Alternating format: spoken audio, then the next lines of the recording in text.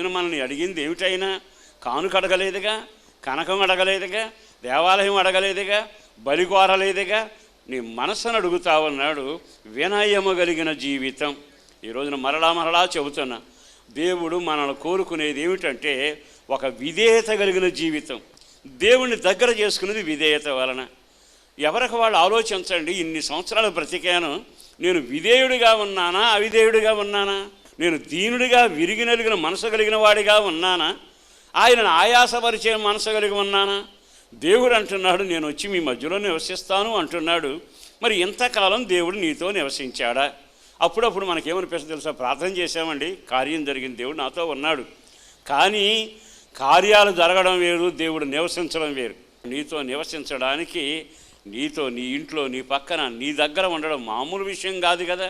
నరాలాడుతున్న నరుడేమిటి, నజరుడైన యేసు ఎంతటి వాడు?